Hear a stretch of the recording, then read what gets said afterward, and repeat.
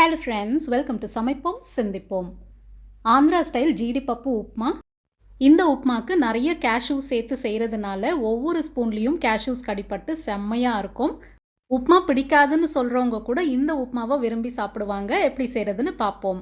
முதல்ல ரவை ரோஸ்ட் பண்ணிக்கலாம். கொஞ்சமாக நெய் இல்லைன்னா எண்ணெய் சேர்த்து ரோஸ்ட் பண்ணிக்கோங்க.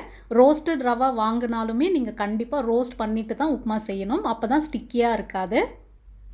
1 to 2 மினிட்ஸ் ரோஸ்ட் பண்ணால் போதும். ரவை நல்லா இந்த மாதிரி உதிரியாக இருக்கணும். இப்போது அதே பேனில் 1 டேபிள் ஸ்பூன் எண்ணெய், கொஞ்சமாக நெய்.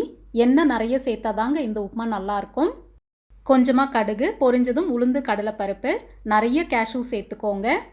லைட்டாக கலர் மாறினதும் உங்கள் காரத்துக்கு தகுந்த பச்சை மிளகா கீரி சேர்த்துட்டு கொஞ்சமாக கருவேப்பிலை, நறுக்குன வெங்காயம் சேர்த்து வதக்கிக்கோங்க. வேணும்னா கொஞ்சமாக இஞ்சி நறுக்கி சேர்த்துக்கோங்க. மற்ற வெஜிடபிள்ஸ் எதுவுமே தேவைப்படாது. தேவையான சால்ட் சேர்த்து நல்லா கலந்துட்டு இப்போது தண்ணி சேர்த்துக்கலாம். நான் 1/3 கப் தான் ரவை சேர்த்துருக்கேன். எந்த கப்பில் நீங்கள் ரவை மெஷர் பண்ணுறீங்களோ அதே கப்பில் 3.5 கப்பில் இருந்து 4 கப் வரலும் தண்ணி தேவைப்படும். இந்த அளவுக்கு தண்ணி சேர்த்தா தான் உப்புமா நல்லா சாஃப்டாக வாயில் வச்சதும் கரையிற மாதிரி இருக்கும். மூடி வச்சு தண்ணி நல்லா கொதிச்சதுக்கப்புறம் ரவை சேர்த்துக்கலாம். உப்பு செக் பண்ணிக்கோங்க. இந்த ஸ்டேஜில் கொஞ்சம் அதிகமாகவே இருக்கணும். இப்போது ரவை சேர்த்து நல்லா மிக்ஸ் பண்ணி ஸ்டவ் சிம்மில் வச்சு மூடி வச்சு வேக விடலாம். அடிக்கடி கலந்து விடுங்க, இல்லைன்னா அடி பிடிச்சிரும். உப்புமா செய்கிறது ரொம்ப சிம்பிள் மெத்தடுன்றதுனால தான் அடிக்கடி எல்லாருமே செய்கிறாங்க. ரவை நல்லா வெந்திருக்கு. எல்லாத்தையும் கலந்து விட்டுட்டு கொஞ்சமாக நெய் சேர்த்துக்கலாம். தண்ணி அளவு கரெக்டாக சேர்த்து சிம்மில் வச்சு குக் பண்ணிங்க அப்படின்னா எப்போ செஞ்சாலுமே உப்புமா சூப்பராக வரும்.